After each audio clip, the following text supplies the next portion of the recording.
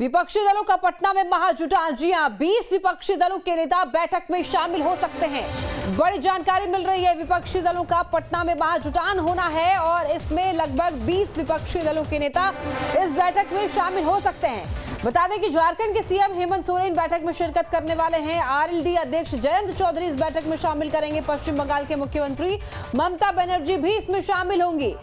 तो बताते चलें कि नीतीश का मिशन 2024 के तहत विपक्षी एकजुटता की जो मुहिम है उसके तहत सियासी महाजुटान होने जा रहा है और इस बैठक में विपक्षी दलों के कई बड़े नेता शामिल होंगे, जिसमें कि 20 विपक्षी दलों के नेता इस बैठक में शामिल हो सकते हैं। वहीं आपको बता दें कि गठबंधन के नेताओं की तरफ से ये कहना है कि जो नेता इसमें शामिल नहीं होंगे, जो पार्टी इसमें शामिल नहीं होगी, उन्होंने सूचना दे दी है और फिलहाल 20 विपक्षी दलों के नेता इस बैठक में शामिल होंगे।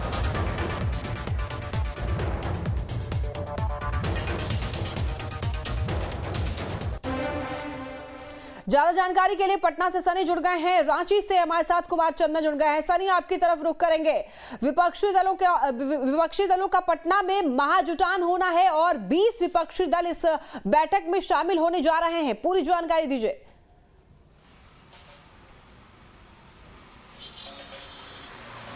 देखिए, मुख्यमंत्री नीतीश कुमार की मुहिम मिशन 2024 बिहार में लगातार अब काम करना शुरू कर चुकी है और कई रोड मैप बनाए गए हैं।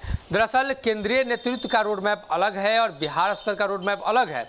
बिहार में भारतीय जनता पार्टी को लगातार पीछे धकेलने के लिए, टक्कर देने के लिए राष्ट्रीय जनता दल और जनता दल यूनाइटेड के बिहार प्रदेश की जो कमेटी है उसमें से कई बड़े नेताओं को डिप्यूट किया गया है। वो प्रधानमंत्री नरेंद्र मोदी के कार्यकाल में जो कार्य नहीं हो पाए हैं और 9 वर्षों का उनका जो कार्यकाल है उसको लेकर ये सभी लोग अब सड़क पर उतरकर जनता के बीच जाएंगे और बताएंगे कि नरेंद्र मोदी ने कौन कौन से वादे पूरे नहीं किए हैं। वही केंद्रीय नेतृत्व का अलग काम है। केंद्रीय नेतृत्व देश के अलग अलग हिस्सों में जाकर विपक्षी दलों को अपने पाले में करने की कोशिश करेंगे और ऐसे में पटना में बड़ी बैठक होनी है। कई राज्यों के मुख्यमंत्री के आने की संभावना जताई जा रही है। कई राज्यों के पूर्व मुख्यमंत्री और बड़े नेताओं के आने की संभावना जताई जा रही है। झारखंड के मुख्यमंत्री की बात कर लें या बंगाल के मुख्यमंत्री की बात कर लें और महाराष्ट्र के शिवसेना उद्धव ठाकरे का जो गुट है उनकी तरफ से बात कर ले तो सहमति जताई गई है। हालांकि कांग्रेस के नाम को लेकर बंगाल में जो मतभेद देखने को मिल रहा है तृणमूल कांग्रेस और कांग्रेस के बीच, वो एक अलग मामला बनता हुआ नजर आ रहा है। लेकिन नीतीश कुमार ने जो बिहार से रोड मैप बनाने की बात कही है, राष्ट्रीय जनता दल की तरफ से लालू प्रसाद यादव, तेजस्वी यादव सहित कई बड़े नेता लगातार संपर्क में हैं, बातचीत हो रही है।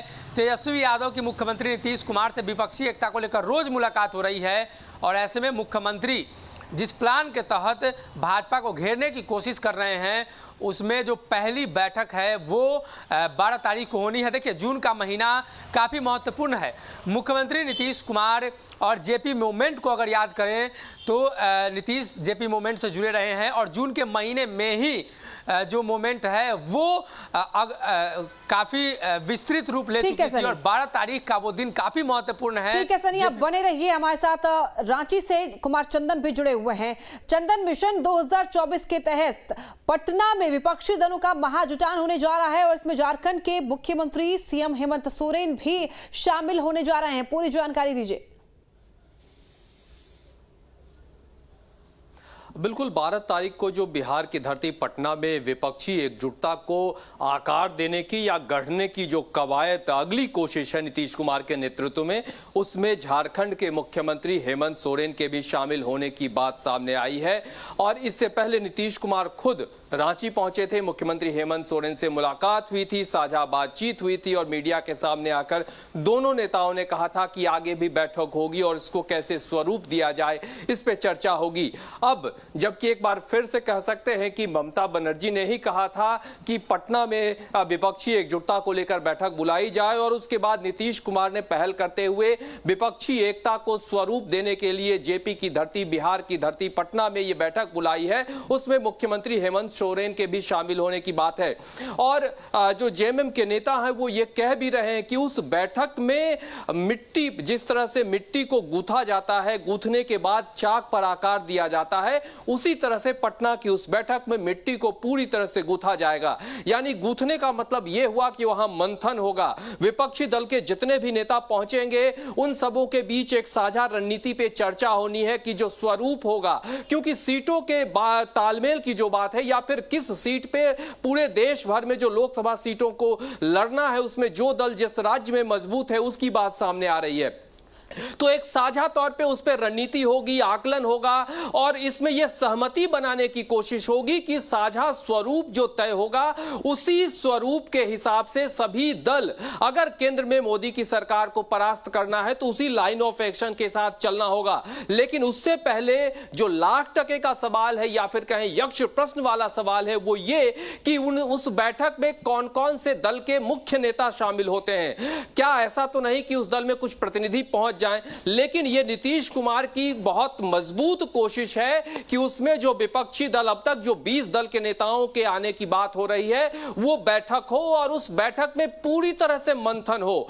देश भर के सभी लोकसभा सीटों में से कौन दल कहां किस सीट पर मजबूत है, इस पे भी उसमें चर्चा हो सकती है। तो साझा स्वरूप पे जब रणनीति बनेगी, साझा स्वरूप पे जब चर्चा होगी तो एक आकार देने की कोशिश है। हेमंत सोरेन भी उस बैठक में शामिल होंगे। इससे पहले भी हेमंत सोरेन जो झारखंड के मुख्यमंत्री हैं, युवा नेता के तौर पे देश के कई राज्यों में जाकर मुलाकात कई मुख्यमंत्रियों से कर चुके हैं। तो एक बड़ी पहल विपक्ष की तरफ से पटना की धरती से होने जा रही है। बिहार और झारखंड का पुराना रिश्ता रहा है। झारखंड उस बिहार की धरती से देश को आकार देने के लिए जिस तरह से विपक्षी एकजुटता की कवायद की बात हो रही है, उसमें हेमंत सोरेन जब वहां पहुंचते हैं फिर क्या नीति और रणनीति बनती है वो भी देखने वाली बात। ठीक है, बने रहिए। सनी भी हमारे साथ बने हुए हैं।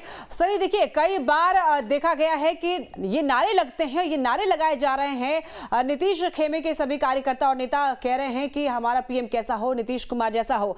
हालांकि नीतीश कुमार ने कहा है कि वो पीएम कैंडिडेट नहीं है, लेकिन जिस तरीके से नारे लगाए जा रहे हैं और मुस्कुराते हुए अंदर जाते हैं, वो इसमें से कयास ये लगाए जा रहे हैं कि नीतीश कुमार भले ही कह नहीं रहे हैं कि उनको पीएम बनना है, लेकिन उनकी इच्छा जरूर है पीएम बनने की। जी जी, देखिए मुख्यमंत्री नीतीश कुमार इसके पहले भी कई बार चर्चा कर चुके हैं और उनकी पार्टी की तरफ से चर्चा की जा चुकी है कि वो संभावित उम्मीदवार नहीं हैं। लेकिन नीतीश कुमार के क्रियाकलाप और कार्यों को अगर आप करीब से देखेंगे तो समझ आएगा कि जनता दल यूनाइटेड नीतीश को प्रमोट करने में लगी है।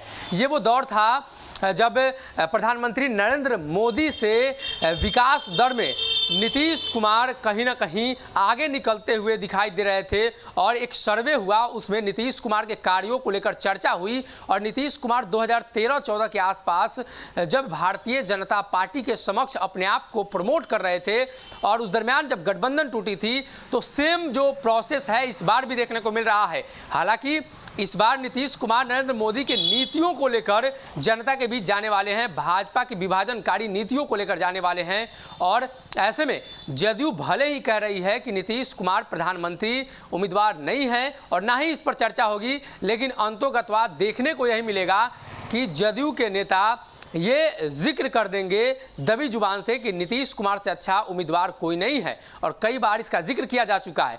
जेपी मूवमेंट की चर्चा हो रही है। 12 तारीख से जिस आंदोलन की शुरुआत नीतीश कुमार कर रहे हैं, जयप्रकाश नारायण ने भी कांग्रेस सरकार के खिलाफ उसकी शुरुआत की थी और जिस तरीके से मजबूती से जेपी ने कांग्रेस के खिलाफ। जी ठीक है, चंदन हमारे साथ बने हुए हैं।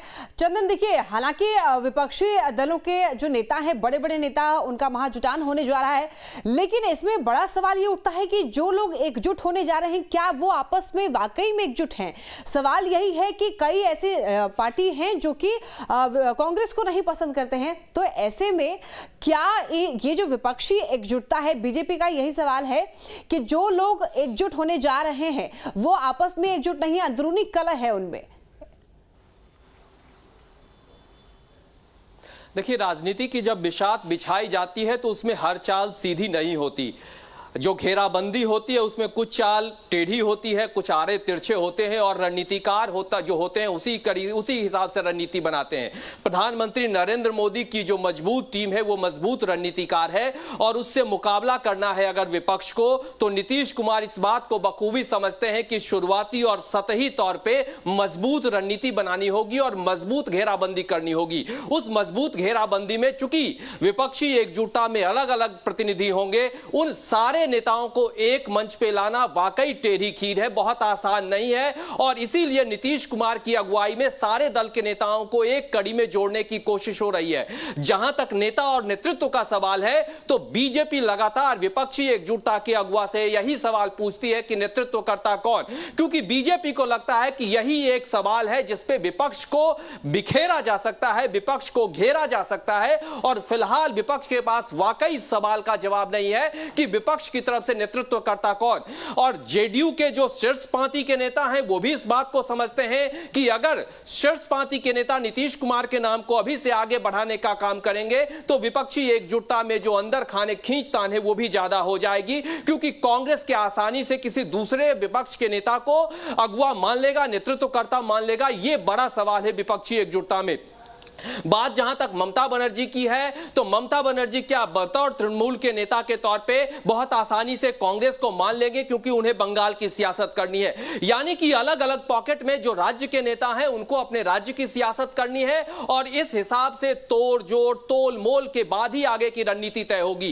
इसीलिए जेडीयू के निचली पार्टी के नेता नीतीश कुमार के नेतृत्व की बात करते हैं, प्रधानमंत्री कैसा हो ये नारा भले ही लगा ले, लेकिन जेडीयू के शीर्ष नेता हो या बाकी दल के शीर्ष नेता फिलहाल इस पे पत्ते नहीं खोलेंगे और ना ही खोलना चाहेंगे।